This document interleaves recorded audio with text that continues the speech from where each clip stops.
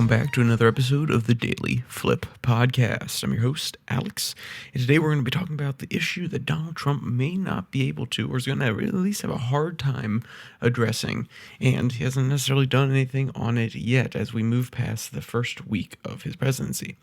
And, of course, we will end today with our Daily Delight, a story meant to leave you feeling positive, ready to take on the day. Hey, but that's enough rambling for me. Let's jump into our daily debate. So, if you're to ask the question to yourself, what was Donald Trump's number one issue? Think about it. And what was his number one winning issue? So what I mean by that is not what was his favorite to talk about, the one that he loved speaking about, that is he's been the most consistent on, but rather one that probably resonated the most with people. Your answer is going to depend on what you saw from him, what you wanted out of him, what you didn't like about him, all these sort of things. But I'm going to tell you what I think number one was, and I think it also pertains to this article that we'll be reading today from the Associated Press. So, now that you've commented, you've thrown it down there, let's get into the article. The headline reads, Trump says inflation isn't his number one issue, so what will happen to consumer prices? So this was something that everybody around the world had to deal with coming out of COVID. That's the argument from the Associated Press. And this is something that Joe Biden was dogged by throughout his entire presidency. Prices just continued to rise and rise and rise. Eggs got more expensive. Milk got more expensive. And these inflationary pressures were not just during Joe Biden's time. It would also happen during Trump's first term at the very end of it. And COVID supply shocks were a big reason for that.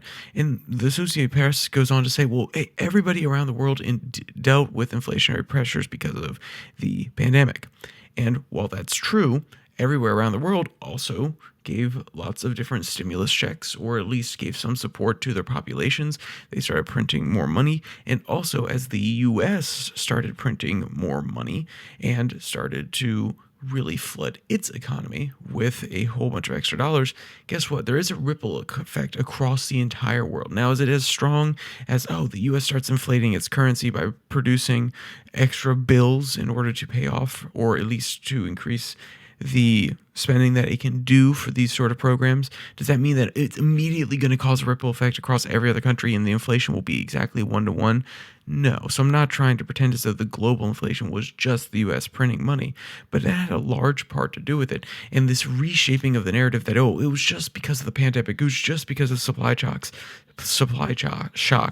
that is bull boogie. No, we're not going to go there. We're not going to pretend that we can just, spend our way out of problems and the inflation had nothing to do with that.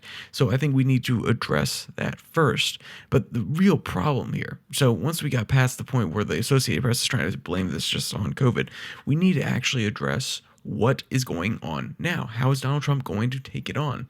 Well, over the course of this week, we've seen lots of different things, whether it be pardoning pro-lifers, whether it be pardoning J6ers, whether it be trying to open up new oil leases, deporting, basically arming ICE, using ICE as a tool in order to deport large segments of the illegal migrant population inside the United States, whether it be cutting regulations.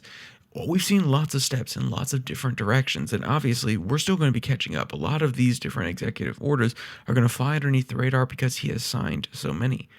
And not a lot of them are economic focused, or at least not explicitly economically focused about trying to change the situation on the ground for everyday families. Then again, a lot of the changes need to come from the Fed, and some debt issues obviously have to go through Congress, so Trump can't directly affect those sort of things.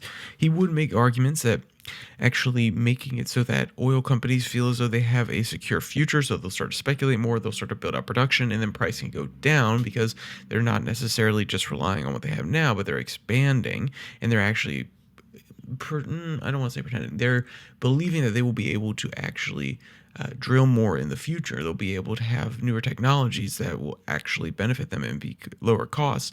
This sort of advanced speculation drives down oil prices in the long term because companies feel as though they have a secure market in which to produce these natural resources, or at least speculate for them and then actually get them out of the ground.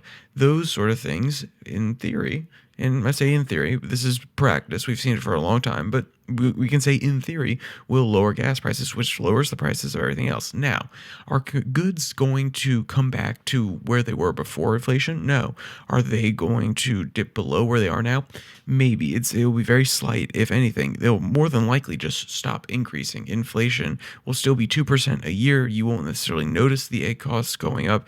So to pretend as though we'll be able to get prices back to where they were is not necessarily true. Though, if the economy is booming, and in Trump's theory, the economy will be booming enough that these prices for goods will not lower that much. They'll probably stay stable. But also, if we open things up, if we lower regulation, then the wages that you get paid will catch up to the prices that your purchase power will be exactly the same as it was before inflation. So I've talked about this before, and we'll give a brief explanation of purchase power.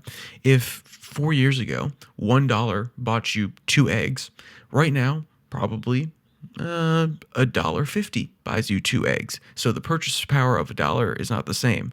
So $1 back then bought you 2 eggs. $1 nowadays would buy you something like 75% of 2 eggs. Now, if your wages increase, you'll have enough for that $1.50. It's the same percentage of your income in order to buy those 2 eggs. So he wants to level out purchasing power. That's one way to go about it, to make it feel as though inflation is not that bad, to make it as though people feel that they can survive in this economy. That's one way to go about it.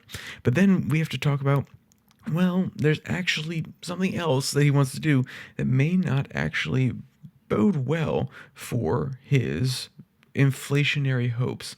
Let's put it that way. Now, I want to preface this with J.D. Vance doesn't necessarily agree. J.D. Vance has gone out there and he has been insisting that they will be able to implement some of these tariffs in order to actually help out the economy and help out the people, and it will actually cut prices, and it'll take time.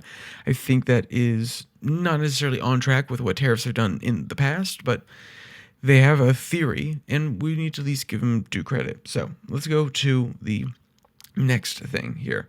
This is the quote that I was talking about. Quote, economists have warned that Trump's plans for tariffs and tax cuts create new inflationary pressures and keep interest rates elevated.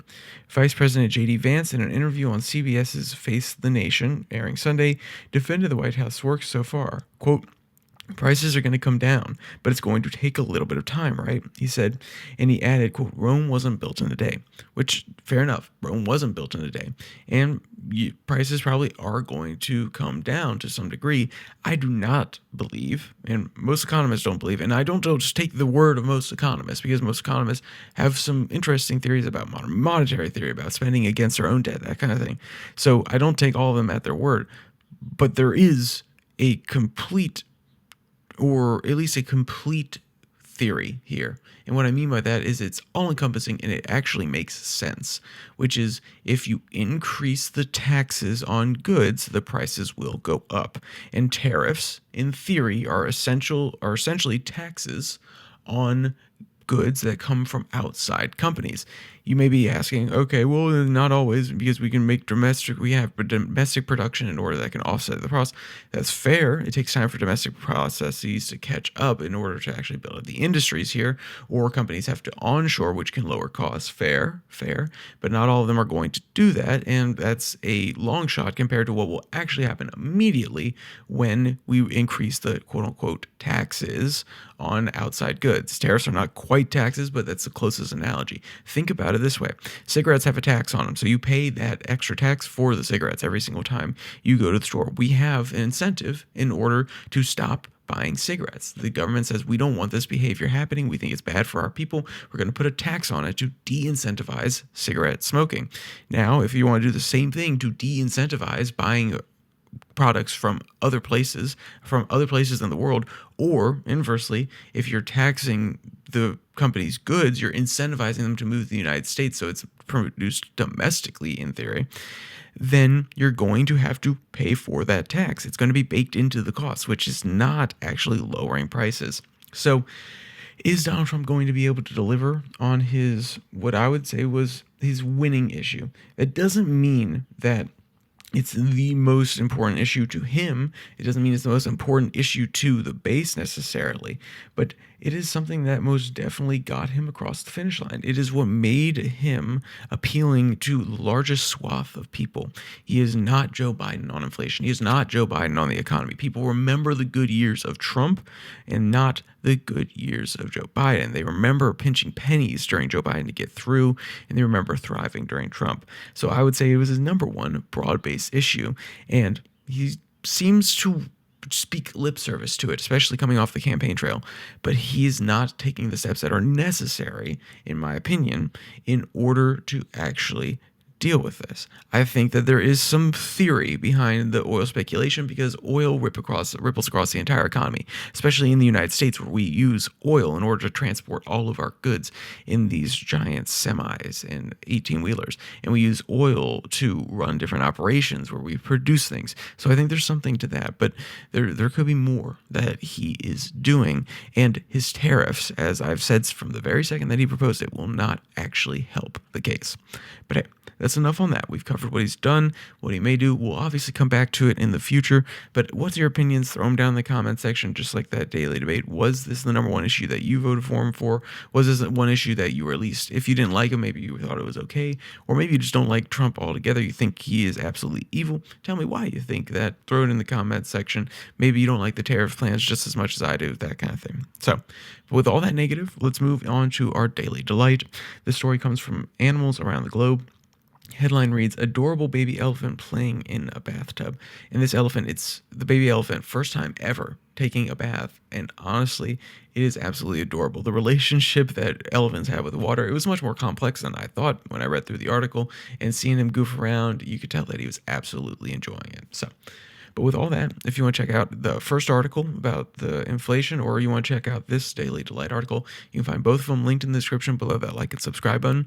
Also down there, you can find the podcast on Spotify, Pocket Cast, Podfine, as well as the Twitter handle at Your Daily Flip, where I post the links to the videos that come out on Monday, Tuesday, Wednesday, Thursday, Friday, the entire week.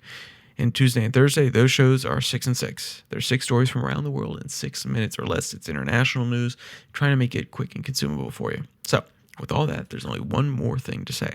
Stay safe, don't die.